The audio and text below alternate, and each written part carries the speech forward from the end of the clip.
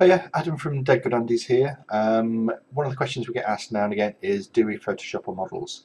Answer that question is yes, we do, but it's not as much as you might think. So what I thought I'd do is just give you a little rundown of how we edit our photos ready for our website and for promotional advertising purposes. So here is a picture of Adam I took on Saturday. This is Adam Coussins wearing some new home underwear we've got.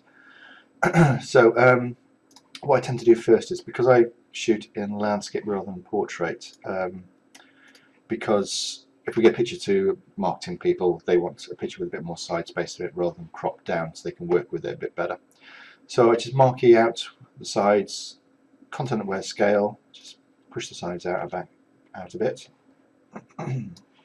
Sorry, I've got a bit of a sore throat, so I apologise for that. So just pull that out a bit.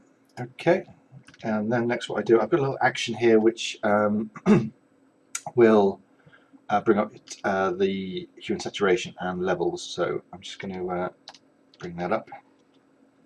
So first of all, I do the levels. I just bring it in a little bit just to give it a little bit more boost on the highlights. So just where the histogram just comes in there, and then I do the hue and saturation.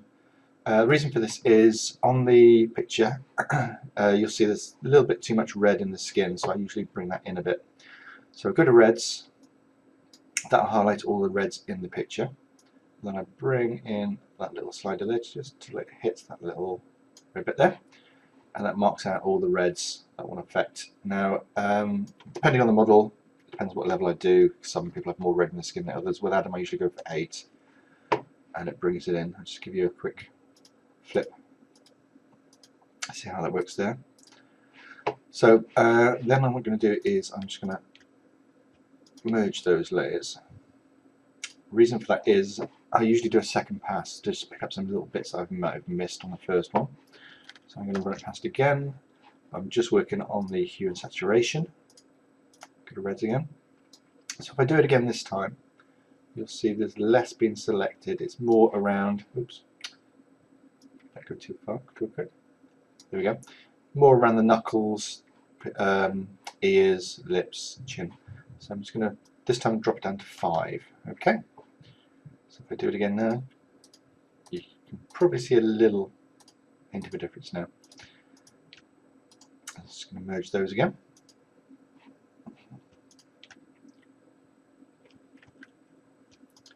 So I'll merge the right ones.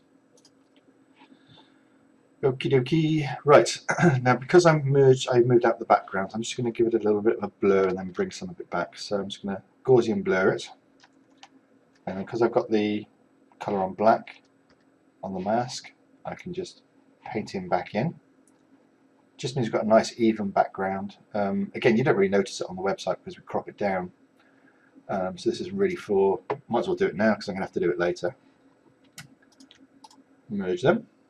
Right, now this is where I do the actual bit of retouching. Not much, but a little bit. So for this I kind of cheat a bit. There is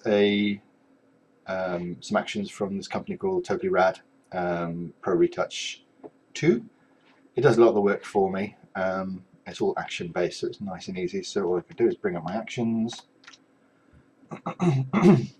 Sorry, my throat is really getting me. And what it's doing is getting some actions in place here, and then we can sort these out. Takes a little few seconds to do. Here we go.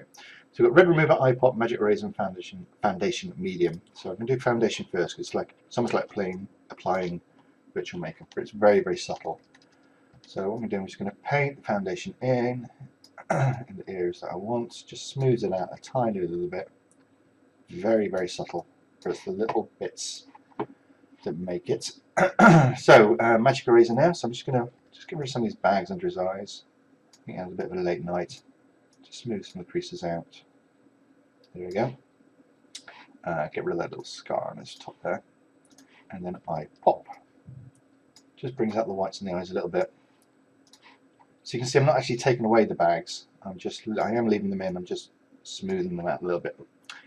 Right, so that's that done. Merge layers.